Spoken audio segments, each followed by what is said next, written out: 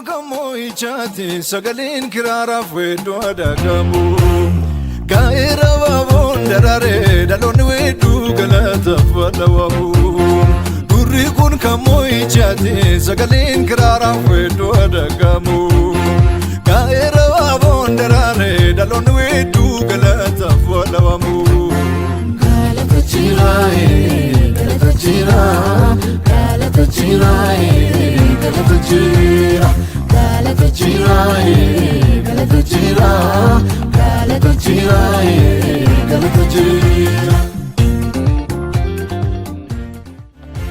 durri kun kammoo ichaati sagaleen kiraaraaf weedduu adagamu. Ibsaan kun erga galee gammachuu guddaan natti dhaga'ame. Sababbiin isaa ibsaa kana osoo hin argin dura chaalenjota dabarsinee waan qabnuuf jechuudha. Ibsaan galuunsaa baay'ee guddaa itti gammanneerra jechuudha. Hawwiidhaanis eeggachaa turre.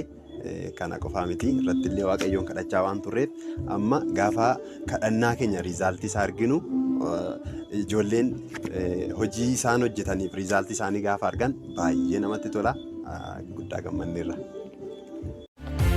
Durri kun kammoo ichaati sagaleen kiraaraaf weedduu adagamu. Piroosesiin ibsaa kuni osoo hin eegaliin dura mul'ata isaatu gaggeessitoota fookas duraanii keessa ture jechuudha. Yoon dogongoruu dhabaadhe 2012-13 jechuudha. Achi eegaleetu sababbii tokkoon lafarraa harkifatee jechuudha. Baay'ataas ta'uu mala iddoo kana gaheera jechuudha. 2015 dhufee gahee jechuudha. Piroosesii kana yerootti eegallutti nuti dhaabbata waan ta'eef fookas waan dhaabbata ta'eef nama bakka buusneetudha jechuudha kan nuyi jalqabne. Innis injiineer Oliyaa Dirribaadha. Injiineer Oliin piroosesii akka mataa isaatti jalqabe jechuudha. Kanaaf injiineer Oliin 2015 gara dhumaarra jechuudha piroosesii eegalee dhufee 2016 guyyaa irraatti jechuudha. Deddeebii baay'eedhaan hosaayinaa akkasumas walqixxee deemeetidha jechuudha. Piroosesii kana kan fixuu danda'e jechuudha. Haalli jalqabbii ibsaa keenya akka kana kun kammoo ichaati sagaleen kiraaraaf weedduu adagamu gaa'eera baaboon daraaree dhaloonni weedduu galataaf walawamu durri kun kammoo ichaati sagaleen kiraaraaf weedduu adagamu gaa'eera baaboon daraaree dhaloonni weedduu galataaf walawamu galata jiraaye galata jiraa galata jiraaye galata jira galata jiraaye galata jira galata jiraaye galata jira.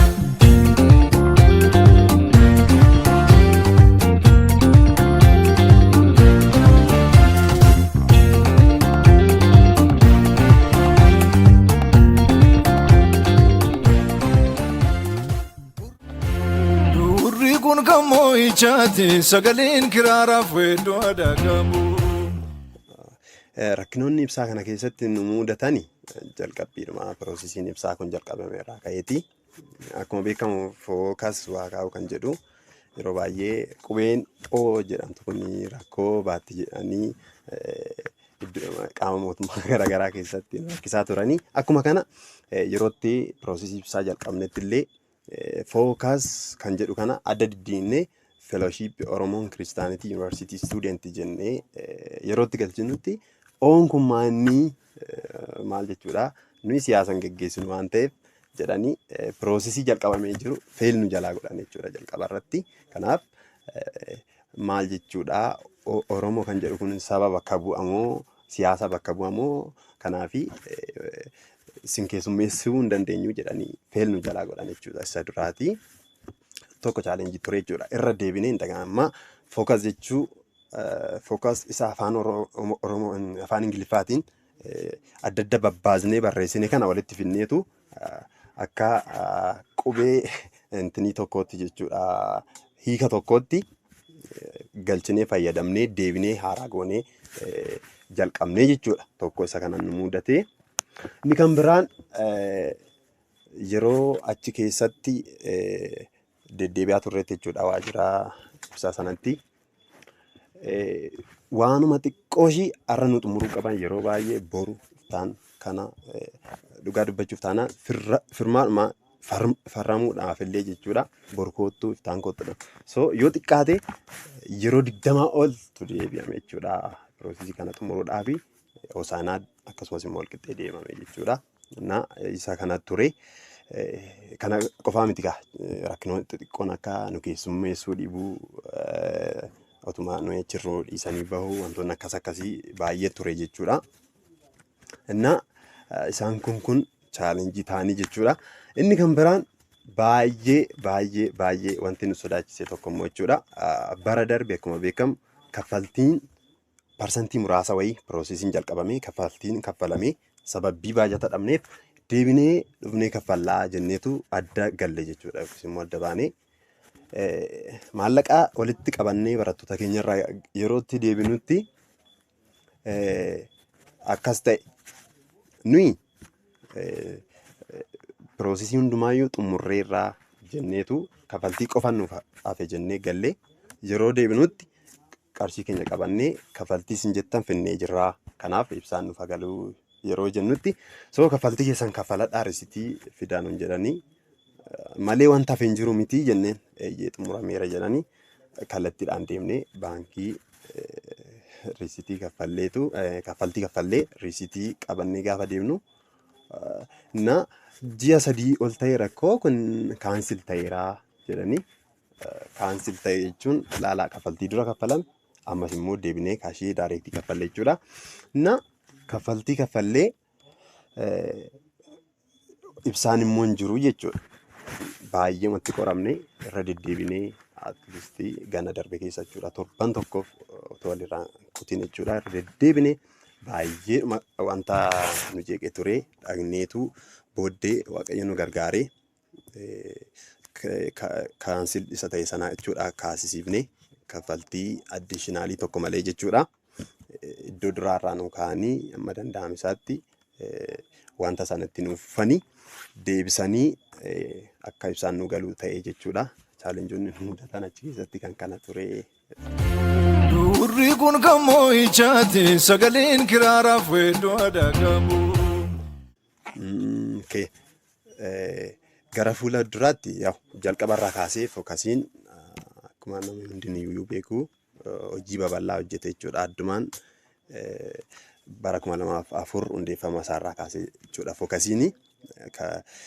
Inna bara kanas akkuma kanaan duraa xiyyeeffannoo guddaadhaan hojiilee misoomaa fi hafuuraa hojjechuudhaaf jechuudha. Xiyyeeffannoo guddaadhaan karoora baafnee jirra jechuudha.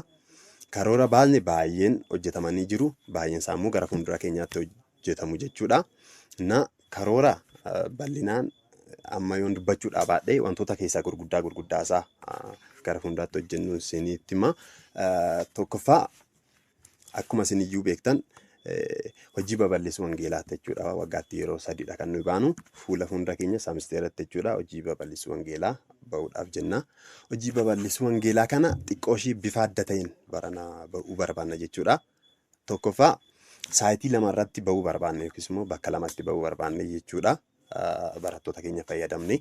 Na inni kan biraan hojiin gara fuulduraatti hojjechuudhaaf jennu yaa'u akkuma dura isinii kaase hojii misoomaa fi hojii hafuuraa bifa baalaansii ta'een wal takkaa hojjetaa deemna waan ta'eef akkuma amma ibsaa galchine kana bishaanillee galchuudhaaf karoora qabna jechuudha. Yoo waaqayyo nu gargaare yeroo dhiyoo keessatti bishaantu gala jechuudha. Amma immoo itti fufee kabiraan kanaan dura bara darbee ni yaada jechuudha.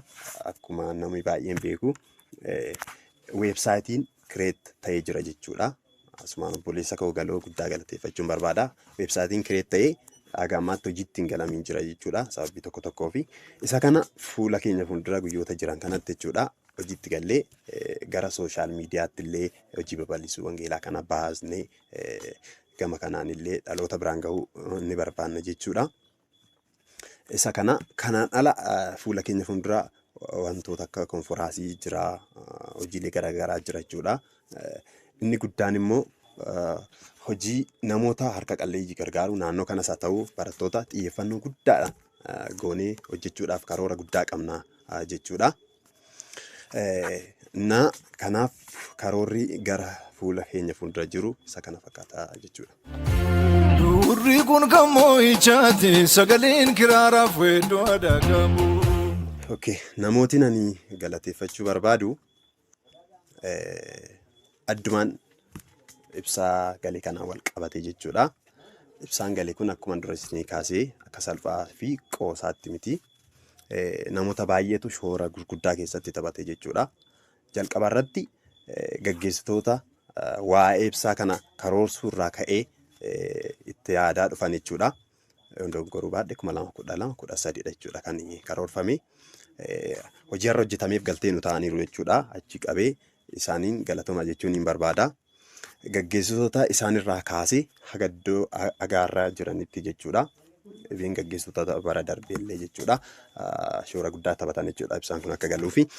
Inni kan biraan namootiin ani galateeffachuu barbaadu hojiilee fokas keessatti haga ammaatti hojjetaman hammallee hojjetamutti jiranii fi namoota yaadaanis ta'e maallaqa isaaniitiin karaa kallattiidhaan alkallattiidhaan nu bira dhaabbachaa jiran Waaqayyo bara keessa na eebbisuu guddaa galatoomaa gatiin isin baastan guddaa yoo ta'e iyyuu Waaqayyo immoo gatii keessan dachaa godhee isiniif deebisaa eebbifamaa isiniin jechuun barbaada. Inni kan biraan ibsaa kanaan wal qabatee ibsaa kana qofaa miti feeloo keenyatti gatii guddaa kan baasaa jiru jechuudha. Injiinar Oliyaadii dhugaa dubbachuuf taanaan injiinarii yerootti ibsaa kana galchinetti baajata nu biraati ba'uu qabu yookiis feeloon baasuudhaa qabdu mataa isaatiin yerootti cufellee ni jiraata jechuudha. Iddoo tokko tokkotti tiraanspoortii mataa isaatiin deemee dhimma kana xumuruu wanta baay'eedha jechuudha kan inni nu gargaaraa ture. Injiinar Oliin barana qofaa miti jechuudha. Manni kun ijaaramuu irraa qabee 2009 kaasee nama shoora guddaa taphate waan ta'eef gooftaan si haa eebbisuu barri kee haa eebbifamuu siin jechuun barbaada. Galatoomii jedhanii namooti feeloo bira dhaabbatan baay'eedha. Ammaaf garuu kanan yaaddadhu keessaa osoo hin galateeffatiniis kanan biran dabarre jechuudha. Obboleessa keenya Garramaa akkasumas immoo obboleessa keenya Biqilaa jechuudha. Yaada keessan qofaa miti maallaqaan illee feeloo bira dhaabbachuun keessan wanta guddaa ta'e nutti argame jechuudha. Kanaaf gooftaan bara keessa na eebbisuu eebbifamaa ammas hojii boonsaa akkanaa kana waliin haa hojjennu ulfaadhaa kabajamaa isiniin jechuun barbaada. Akkasumas immoo ijoollee feelooshipii ammaasii waaqeffachaa jiran hojii garaagaraa dhufanii hojjechuudhaan misoomaas haa ta'u hojii hafuuraa irratti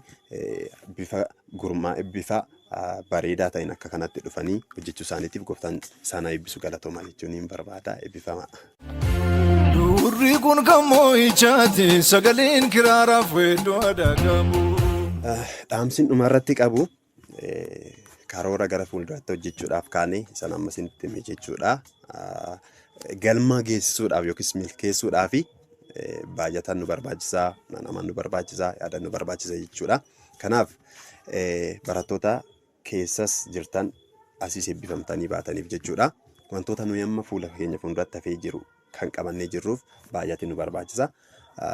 Baajatii nuyi amma qabnu immoo baay'eedhuma xiqqaadha jechuudha. Sababbiin isaa baajata guddaa ibsaadhaaf kaffalamee jira jechuudha.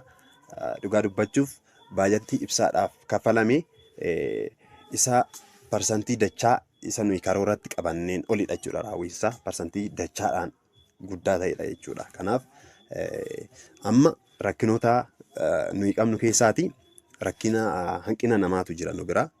Even baajiin tokko already hin jiran jechuu ni dandeenya jechuudha. So humni namaa as keessaa hojii karoorfanne kana hojjechuudhaaf gahaa miti. Kanaaf namooti akkuma kanaan duraa nu bira dhaabbachaa turtan ammallee deeggarsa keessan feeloodhaaf akka gootan isiniin jenna. Waamichan isinii dhiyeessa. Kana qofaa miti bilbilaan yaada nuuf qabdan mul'ata qabdan nuun gahaa isiniin jenna. Akkuma kanas obboloonni as keessatti waaqeffachaa jirtanillee jajjabaadhaa. Gama hundumaan hirmaannaa keessan cimsaa isiniin jechuu barbaanna. Gooftaan guddaa isin eebbisuu eebbifamaa.